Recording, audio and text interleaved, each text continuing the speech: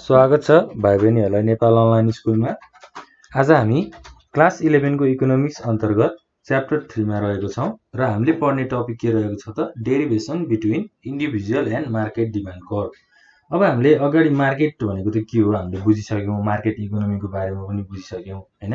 अब individual demand curve र market demand कर्भको derivation अथवा चेन्ज कस्तो चेन्ज आउँछ त्यो कुराहरु चाहिँ आज हामी हेर्छौं।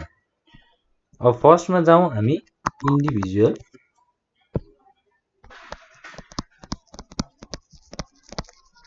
Demand curve. इन्डिभिजुअल डिमान्ड कर्भबाट जाउँ। इन्डिभिजुअल डिमान्ड कर्भ भनेको चाहिँ के हो त?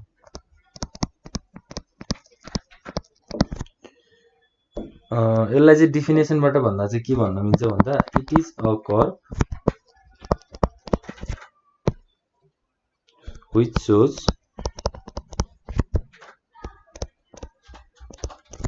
the quantities of good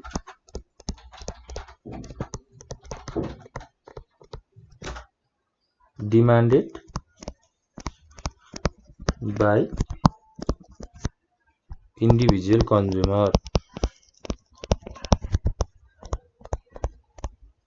के भनेको छ त यहाँ? अब इन्डिभिजुअल डिमान्ड कर्भ भनेको चाहिँ कस्तो खालको कर्भ हो रे त हैन? कस्तो खालको डिमान्ड कर्भ हो त? जुन चाहिँ एउटा इन्डिभिजुअल कन्ज्युमर अथवा कस्टमरले सामानहरु डिमान्ड गरेको हुन्छ त्यस्तो खालको डिमान्डलाई हामीले इन्डिभिजुअल डिमान्ड भन्छौं। र अब हामीले इन्डिभिजुअल डिमान्ड कर्भ बनाउनको लागि एउटा शेड्युल अथवा एउटा टेबल बनाएर हामीले त्यसमा कति प्राइस हुँदाखेरि कति क्वान्टिटिजहरु भयो, डिमान्ड कति भयो भन्ने कुराहरु लिस्ट गरेर हामीले इन्डिभिजुअल डिमान्ड कर्भ कुराहरु चाहिँ बनाउँछौं है त। एउटा ग्राफिकल रिप्रेजेन्टेसन अनुसार हामीले हेर्छौं। अब के छ भन्दा सुरुमा त हामीलाई एउटा टेबलमा हामीले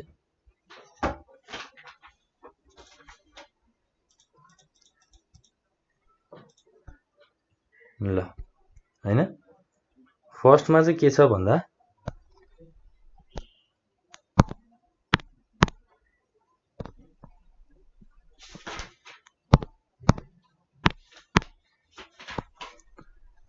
प्राइस र क्वान्टिटीको कुराहरु छ हैन।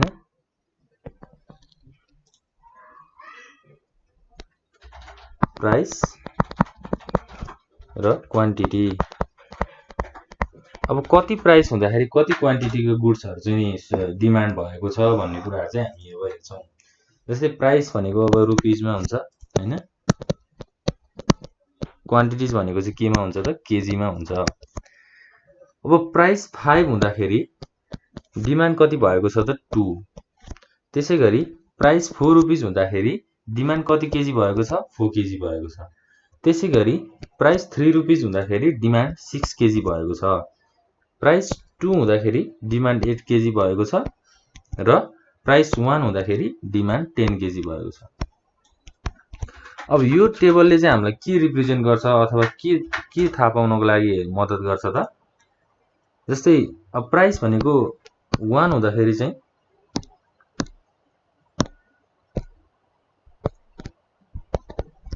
हैन। अब हामीले तलबाट हेर्दै जाँदा प्राइस यहाँ के भएको छ त? 1 2 3 4 5 भनेपछि प्राइस इन्क्रिज हुँदैछ। तर हामीले क्वान्टिटीमा हेर्दाखेरि के भएको छ त? प्राइस थोरै हुँदाखेरि चाहिँ क्वान्टिटी धेरै छ, डिमान्ड धेरै छ। प्राइस 2 हुँदाखेरि 8 छ, प्राइस 3 हुँदाखेरि 6 छ। भनेपछि प्राइस धेरै हुँदै जाँदाखेरि चाहिँ डिमान्डहरु घट्दै जाँदो रहेछ भनेर यसले भनेको छ। यो टेबलले हामीलाई त्यो कुराहरु चाहिँ रिप्रेजेन्ट गर्न चाहिँ हेल्प गरेको छ। अब हामीले यो टेबल अनुसार यो शेड्युल अनुसार चाहिँ के बुझ्छौं भन्दा अब कसरी हामीले यो एलिमेन्टहरुलाई अथवा यसलाई चाहिँ हामीले ग्राफिकल रिप्रेजेन्टेसन अनुसार रिप्रेजेन्ट गर्छौं भनेर हेर्छौं है त। ल अब फर्स्टमा हामीलाई के चाहियो त भन्दा हामीलाई y एक्सिस र x एक्सिसको कुराहरु चाहियो।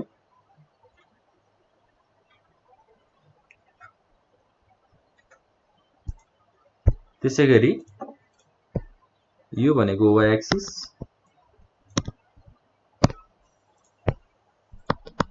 र x एक्सिस। अब प्राइस भनेको हाम्रो y एक्सिसमा चाहिँ प्राइसको कुराहरु आउँछ। तर एक्स एक्सिसमा के हुन्छ त क्वान्टिटी डिमान्डेड 1 2 3 4 5 त्यसै गरी क्वान्टिटीमा के छ त 2 4 4 6 8 10 हैन। अब टेबल अनुसार जाउँ हामी। टेबलमा कस्तो खालको डाटाहरु दिएको छ त प्राइस 5 हुँदाखेरि चाहिँ क्वान्टिटी कति छ त 2 छ भनेपछि यहाँ के हुने भयो त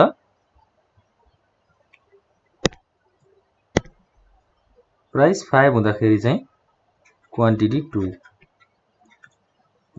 1 2 3 4 5 2 4 8 2 4 6 8 10 ल। अब प्राइस 5 हुँदाखेरि क्वान्टिटी डिमान्ड 2 छ त्यसै गरी प्राइस 4 हुँदाखेरि कति छ त क्वान्टिटी डिमान्ड 4 नै छ।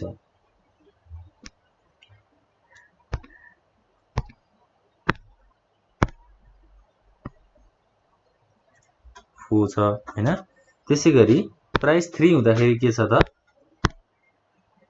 क्वान्टिटी डिमान्ड 6 छ। त्यसै गरी प्राइस 2 हुँदाखेरि हाम्रो क्वान्टिटी डिमान्ड चाहिँ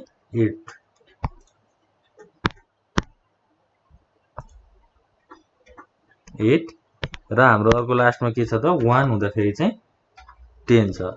अब यो कर्वले यो ग्राफिकल रिप्रेजेन्टेसनलाई चाहिँ हामीलाई के थाहा पाउनको लागि हेल्प गर्छ भन्दा प्राइस हाम्रो इन्क्रिज हुँदैछ 1 2 3 4 5 भनेको प्राइस इन्क्रिज हुँदै जाँदैछ हैन।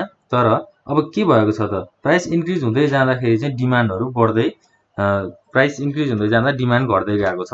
जस्तै 5 हैन प्राइस धेरै भनेको अब 5 भनेको त हाईएस्ट प्राइस हो। हाईएस्ट प्राइस हुँदाखेरि क्वान्टिटी डिमान्ड चाहिँ के छ त लो छ जुन चाहिँ हाम्रो 2 केजी छ। त्यसै गरी 4 रुपीज प्राइस हुँदाखेरि कति भयो त 4 केजी नै भयो हैन। 3 रुपीज प्राइस हुँदाखेरि 6 केजी को डिमान्ड छ भनेपछि प्राइस र डिमान्डको चाहिँ यहाँ के भयो त एउटा इन्भर्स रिलेसनशिप भयो भनेर हामीलाई इन्डिभिजुअल डिमान्ड कर्वले भन्छ। अब इन्डिभिजुअल डिमान्ड कर्व भनेको के भनेका थियौं त हामीले सुरुमा एउटा इन्डिभिजुअल कन्ज्युमर अथवा एउटा पर्सन एउटा व्यक्तिको हाम्रो डिमान्ड कर्वलाई चाहिँ हामीले इन्डिभिजुअल डिमान्ड कर्व भनेर पनि भन्दो रहेछौं। यो डाटा चाहिँ एउटा के हो त एउटा कन्ज्युमरको अ पर्सन एउटा व्यक्तिको डाटा हो हैन। जस्तै यो हाम्रो पनि हुन सक्यो तपाईको पनि हुन सक्यो हैन। ल यसरी चाहिँ हामीले इन्डिभिजुअल डिमान्ड कर्वको कुराहरु गर्छौं। अब हाम्रो नेक्स्ट टपिक भनेको के छ भन्दा जस्तै हाम्रो यहाँ चाहिँ के हुन्छ त सेन्टर अफ ओरिजिन। जहिले पनि हाम्रो ग्राफ बनाउँदाखेरि बिचमा के हुन्छ त ओरिजिन हुन्छ। ल अब हाम्रो अर्को टपिक के रहेको छ त डेरिभेसन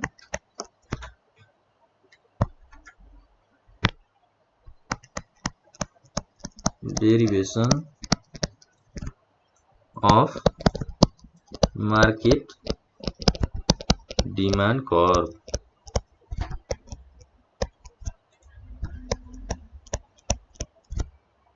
मार्केट डिमान्ड कर्वको डेरिभेसन चाहिँ कस्तो हुँदो रहेछ त अब डेरिभेसन भन्ने बित्तिकै हामीले मार्केट पहिला त हामीले मार्केट डिमान्ड कर्वको कुराहरु बुझ्नु पर्यो हैन। मार्केट डिमान्ड कर्व भनेको चाहिँ के रहेछ त it is a curve which shows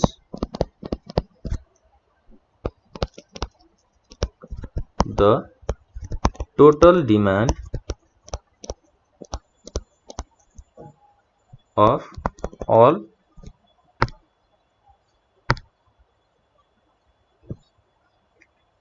consumers at various price। Market demand curve भनेको चाहिँ के रहेछ त कस्तो खालको कर्व रहेछ त which shows the total demand of all consumers at various price भनेपछि इन्डिभिजुअल डिमान्ड कर्व भनेको चाहिँ एउटा कन्ज्युमरको भयो।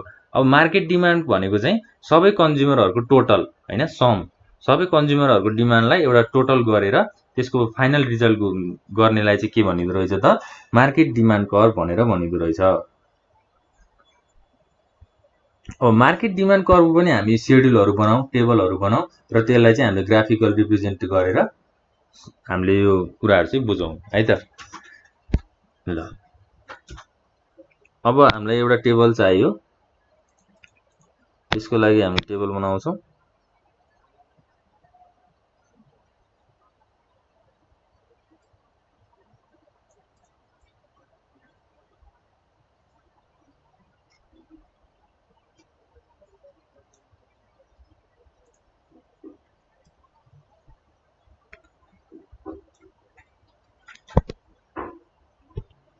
जस्तै अब मार्केट डिमान्ड कर्भ भनिसकेपछि सुरुमा प्राइस हैन, price of X, X goods को price of X in rupees, त्यसपछि डिमान्ड, डिमान्ड ए हैन, डिमान्ड बी र लास्टमा मार्केट डिमान्ड। अब हामीले मार्केट डिमान्ड कर्भ बनाउनु भनेपछि मार्केट डिमान्ड पनि निकाल्नु पर्यो। जस्तै D equals to DA plus DB भनेको डिमान्ड ए र डिमान्ड बी। अब प्राइस भनेको कुनै एउटा एक्स कम्पोनेन्ट अथवा एक्स भन्ने गुड्स को चाहिँ प्राइस दिएको छ र एउटा दुईटा डिमान्ड भएको छ, एउटा ए भन्ने कन्ज्युमरले डिमान्ड गरेको छ र अर्को बी भन्ने कन्ज्युमरले डिमान्ड गरेको छ भनेपछि प्राइस हाम्रो 5 हुँदाखेरि ए को डिमान्ड चाहिँ कति भएको छ त 2 भएको छ। हाम्रो डिमान्ड चाहिँ केजी मा हुन्छ जहिले पनि क्वान्टिटी, र बी को डिमान्ड चाहिँ 4 भएको छ। त्यसैगरी प्राइस 4 हुँदाखेरि डिमान्ड ए को डिमान्ड 4, बी को डिमान्ड 6। त्यसैगरी प्राइस 3 हुँदाखेरि ए को डिमान्ड 6, बी को डिमान्ड 8, प्राइस 2 हुँदा 8 10, त्यसैगरी 1 हुँदाखेरि 10 र 12। अब यहाँ के भइरहेको छ त, प्राइसहरु चाहिँ इन्क्रिज हुँदै जाँदाखेरि डिमान्ड घट्दै गएको छ, प्राइस डिक्रिज हुँदै जाँदाखेरि डिमान्ड बढ्दै गएको छ। जस्तै प्राइस 5 भनेको त हाईएस्ट प्राइस हो, हाईएस्ट प्राइसमा के भएको छ त डिमान्ड एकदमै घटेको छ, एकदमै थोरै छ। त्यसपछि अब 5 बाट 4 भनेपछि प्राइस घट्यो, डिमान्ड के हुँदै गयो त बढ्दै गयो नि। जस्तै 2 बाट 4 भयो, 4 बाट 6 भयो हैन। अब हामीले ए को डिमान्ड र बी को डिमान्डलाई एड गर्यौं भने के आउँछ त मार्केट डिमान्ड आउँछ। किनभने अब एउटा कन्ज्युमर ए भन्ने छ, अर्को कन्ज्युमर बी भन्ने छ। अब हामीले डेफिनेसनमा के भनेका थियौं त मार्केट डिमान्ड भनेको चाहिँ total demand of all consumers हैन, सबै कन्ज्युमर्सहरुको चाहिँ टोटल डिमान्डलाई एड गरेर हामीले मार्केट डिमान्ड निकाल्छौं भनेका थियौं। भनेपछि अब के गर्नु पर्यो त हामीले ए को डिमान्ड र बी को डिमान्डलाई एड गर्नु पर्यो। 2 + 4 भनेको कति हुन्छ 6, त्यसैगरी 4 + 6 भनेको कति हुन्छ 10, 6 + 8 भनेको 14, 8 + 10 भनेको 18 र लास्टमा 10 + 12 भनेको 22। हामीले कसरी निकाल्यौं त मार्केट डिमान्ड कर्भ हैन, ए भन्ने कन्ज्युमर र बी भन्ने कन्ज्युमरको डिमान्डलाई एड गरेर मार्केट डिमान्ड कर्भ चाहिँ निकाल्यौं। अब यो डाटालाई चाहिँ हामीले ग्राफिकल रिप्रेजेन्ट गरेर एउटा ग्राफमा प्लट गर्छौं र त्यो प्लटले चाहिँ हामीलाई के गर्नलाई हेल्प गर्छ त हामीलाई यो मेन कन्सेप्ट चाहिँ बुझ्नको लागि हेल्प गर्छ। ल अब तल गएर हामी एउटा y एक्सिस र x एक्सिस हुने भयो।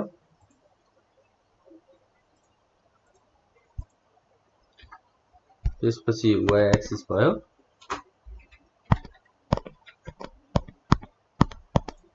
x axis. अब प्राइस भनेको हाम्रो y एक्सिस मा छ,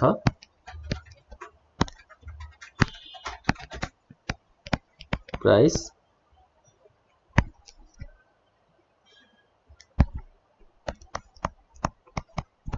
x एक्सिस मा के छ त क्वान्टिटी डिमान्डेड।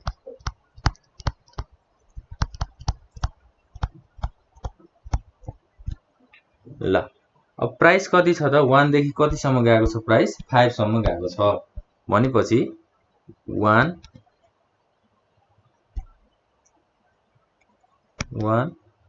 2 3 4 5। त्यसैगरी x एक्सिस मा डिमान्ड कति सम्म गएको छ त 2 4 6 8 10 12 भनेपछि हामीले 2 4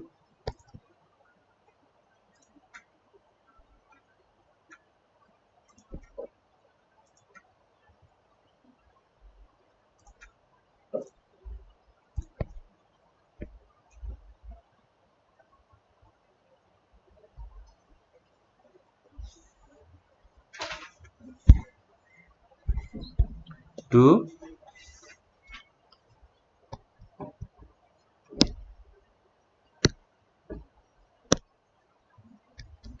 4 8 10 2 4 6 8 10 12 यो चाहिँ हाम्रो के भयो त क्वान्टिटी डिमान्ड भयो कति सामानहरु डिमान्ड भएको छ भनेर भनियो अब हामीले आफ्नो टेबल अनुसार हेर्नु पर्यो टेबलमा के भनिएको छ त प्राइस 5 हुँदाखेरि चाहिँ डिमान्ड ए को डिमान्ड 2 भएको छ बी को डिमान्ड चाहिँ 4 भएको छ भनेपछि प्राइस 5 हुँदाखेरि ए डिमान्ड 2 बी डिमान्ड 4 हैन त्यसैगरी प्राइस कति छ त अब प्राइस 4 हुँदाखेरि ए को डिमान्ड 4 छ बी को डिमान्ड 6 छ ए को डिमान्ड चाहिँ 4 नै छ बी को डिमान्ड चाहिँ कति छ त 6 छ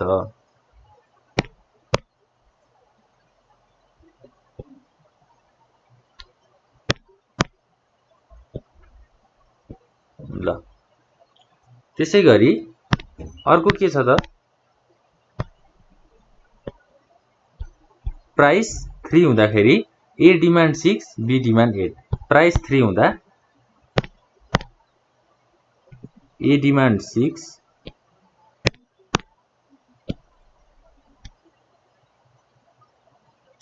6 मात्रै है ए को डिमान्ड चाहिँ 6 मात्रै र बी को डिमान्ड चाहिँ कति भयो त 8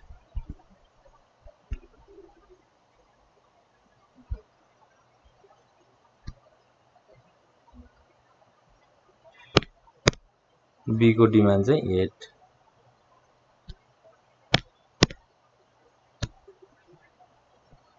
यसरी चाहिँ हामीले यसलाई ग्राफिकल रिप्रेजेन्टेसनमा प्रेजेन्ट पनि गर्न सक्छौं है त अरु पनि यसै गरी हामीले गर्ने हो अब हामीले यहाँ के कुरा बुझ्नु पर्यो त मेन भन्दा प्राइस 5 हुँदाखेरि डिमान्ड 6 छ प्राइस 4 हुँदाखेरि डिमान्ड 10 छ प्राइस 3 हुँदाखेरि डिमान्ड 14 छ प्राइस 2 हुँदाखेरि डिमान्ड 18 छ र प्राइस 1 हुँदाखेरि डिमान्ड 22 छ भनेपछि प्राइस इन्क्रिज हुँदै गयो भने डिमान्ड बढ्दै जान्छ प्राइस डिक्रिज हुँदै गयो भने डिमान्ड बढ्दै जान्छ भनेर हामीले मेन कन्सेप्ट चाहिँ बुझ्नु पर्यो यो चाहिँ हाम्रो के हो त एउटा मार्केट डिमान्ड कर्वको एक्जाम्पल हो यसरी चाहिँ हामीले मार्केट डिमान्ड कर्वको एक्जाम्पललाई लिन सक्छौं हैन जस्तै अब यो डिमान्ड ए भयो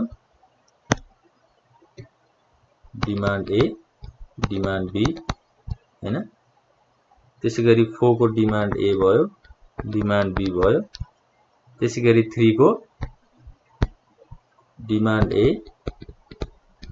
डिमान्ड बी यसरी चाहिँ हामीले ग्राफमा प्लट गर्न सक्छौं